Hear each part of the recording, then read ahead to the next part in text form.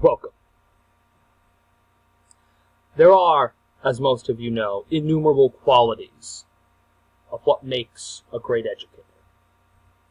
Education is a field as complicated and as nuanced as the millions of educators and millions more students that take up this field. Nevertheless, it would be prudent to discuss some qualities which do seem to have a positive impact on whether or not an instructor is viewed as great.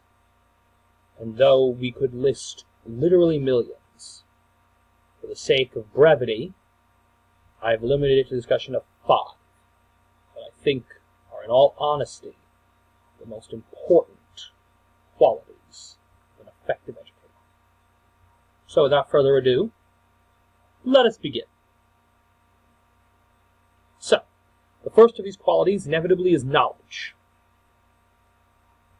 Naturally, the instructor is both the transmitter of knowledge and those skills and techniques required to attain knowledge. Thus, even if the student is developing knowledge for themselves, the techniques required for doing it are that which the instructor, the educator, has taught them. Thus, it makes sense that a teacher should be possessed of a great amount of knowledge. So, let us suppose you're a global history teacher. By the way, fair warning, I am going into the history teaching profession, so many of my responses will be a little biased in the direction of history. So, make the necessary adjustments if you're going into a different profession. So, pretend you're a global history teacher, and you are teaching about ancient Egypt. Of course, you're going to have to know about the Nile, pyramid building, mummification, Upper and Lower Egypt, which one is which. It's counterintuitive to what your students are going to think. The northern part of the country is called Lower Egypt, and the southern part is Upper Egypt. But that's life. And information like this is what you're going to have to know. Social mobility, crowns of the pharaohs, the 33 dynasties, etc., etc. But you're also going to want to know additional information, tangent information, that may come up based on questions, comments, or concerns that your students may have, or things that you may need to address, misconceptions that your students may have. You're going to want to know about the Hyksos. You're going to want to know about the Amarna period, Akhenaten's heresy. It's probably wise that you know that there are 33 dynasties as defined by Manetho. You're also going to want to know about the Ptolemaic Egypt, Roman Egypt, the Umayyad Caliphate, the Fatimid Caliphate, Ottoman Turkey, Egypt under the French, Egypt under the British, and lastly, Egypt as an independent country. Because these things may come up, people may ask questions. Well, whatever happened to the pharaohs? When did there stop being pharaohs? What happened to Egyptian hieroglyphs?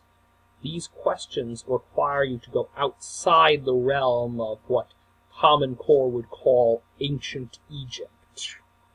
But your students aren't going to care about that. They want to know answers. And you want to be the one to give it to them. If they're not, they're going to go to Wikipedia or some other sort of, or even some less scrupulous site than that. That could be very bad, which leads me to the other reason you need knowledge. Let's pretend you have a student that has some misconception. Maybe it's dangerous, maybe it's not. Let's use a less dangerous one. The student who thinks the aliens built the pyramids or something weird like that. You're going to want to explain how the Egyptians actually built them. How it was more than possible with the technology and engineering of ancient Egypt. Because that's the role of the educator, to not only teach knowledge, but to deflect misconceptions. You're also going to want to have passion. A good educator is passionate. You're going to want to be able to show your students that you have a real love of the subject matter. That this is something that interests you. And hopefully this will help to imbue some interest or respect for the subject matter in them. I had a professor once who was so interested in Hebrew as a language. We were doing ancient Israel as a course in college, and he had previously taught us about an early sample of Proto-Hebrew in southern Israel. And then in the break between classes, he finds information about an earlier sample in southern Egypt. What's he do? Immediately emails the entire class. I know some of you thinking, okay, the man totally geeked out, but he did. But it also was a great show of passion, just how interested he was in it, and how much he immediately wanted to share that with the students in the class. He could have waited till next class. He could have just left the matter as it was and wrote it into next semester. But no, instead he chose to tell us immediately. That had an effect on us as students. That brings me to the next subject. Storytelling. Think about this man. Homer. No, not Homer Simpson. Homer, the epic Greek poet, author of the Iliad and the Odyssey. This man is a sort of teacher. Hundreds, thousands of people learned about the Trojan War from his work. Yet the man was a poet, an entertainer, and as such he was able to hold the interest of the public, even in an era when there were no proper historians, no proper teachers. He was coming out of the Dark Ages. And you, as an educator, must be ready to somewhat do the same. You want to hold the students' interest, you want to make it fun. Don't be afraid to build trebuchets.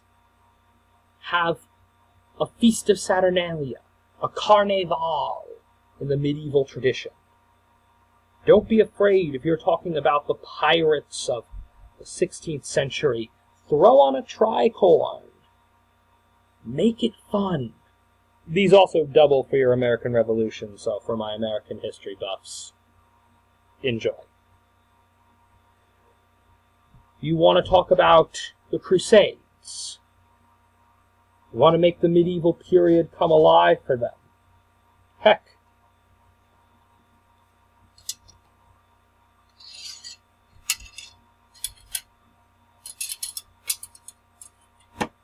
use a sword as a pointer. It's weird, it's wacky, but who is ever gonna forget something weird like that? Just make sure it's dull. We don't want any accidents. Heck, bring in a puppet, if that makes it better for you. Show movies. Use Google Maps. Show them virtual images of the streets. You want them to see Florence? Show them Florence. Heck, this is what makes a good educator. This is also where you can integrate more technology. Bring the ancient ruins to life. Show them renderings of what Babylon was like in its heyday, what the Acropolis looked like when it was still standing in its full glory. Things like that, because those are the things that students are going to remember. You're going to make a memory, and that memory is going to be what allows them to maintain that information even well after the class is gone. They say that students often retain as little as 20% of what they learned in the course of a 4-year education. That's not great odds for you. So you want to make your information stand out. They're not going to remember the 45th dude in their life that's been reading out of a textbook, but they will remember, oh yeah, who was that crazy guy that was wearing the weird hat, and what was he talking about? Oh yeah, he's talking about the age of piracy and mercenary actions in the wars of the European continent. She was that weird marine biologist with the manta ray puppet. Those are the kind of things that people will hold on to, they'll remember. And that gives you an edge. Lastly, there's 2 more. Don't be afraid to be a bit of a rebel. So many times these days, teaching is boiled down to a script. You teach to the test, and the Common Core gives you a script to teach to that test, which is all well and good for the politicians and the test makers and all of that, but in all honesty, you're going to want to do some reworking of that if you can. You're going to want to adjust things so that they work for your students, so that they remember the information, which is ultimately what you're trying to do. So, don't be afraid to be a bit of a rebel. Also, don't be afraid to bring up more. So many times I've found that the best teachers are the ones that were willing to tell you things that the textbook wasn't so willing to talk about. You want your students to understand just how crazy things were in the 1920s. You want them to understand how potent the eugenics movement was. Talk about Buck versus Bell. Talk about Laughlin. These are the kind of things that will shock the students, the kind of things that people might not always put in a history textbook for high school students, but they're also things that they'll remember, and things that, more importantly, they probably really should know. And this is the sort of stuff that makes you a rebel, but it's also sort of the stuff that makes you one of the greats. Lastly, by no means least, you have to be a mentor.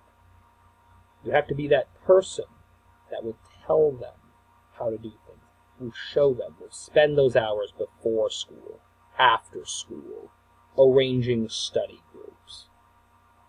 Being there to teach them how to learn, being willing to take an individualistic interest, being willing to sort of be that human personality in a system that has overwhelmingly become about tests and statistics.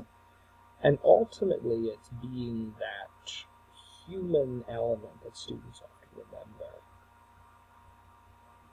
Making the classroom have a feel of community, rather than just a test prep facility. You want the students to grow academically, and that often happens in an environment where they feel that it matters. And part of making it matter is all the things we mentioned: the knowledge, the passion, the storytelling, the rebellion, but it's also the mentoring.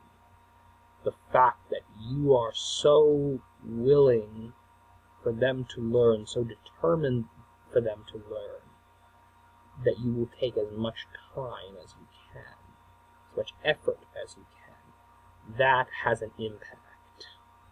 That's something that students will remember years later. So those, ladies and gentlemen, are my list. 5 qualities of a professional grand educator. You have to be knowledgeable. No doubt about it. Have a multitude of books. You've also got to be passionate. Wake them up. As my parish priest used to say to us lectors, wake up the people in the back row. You've also got to be a little crazy. Don't be afraid to get out there. Don't be afraid to make it memorable. You've got to be a bit of a rebel, though.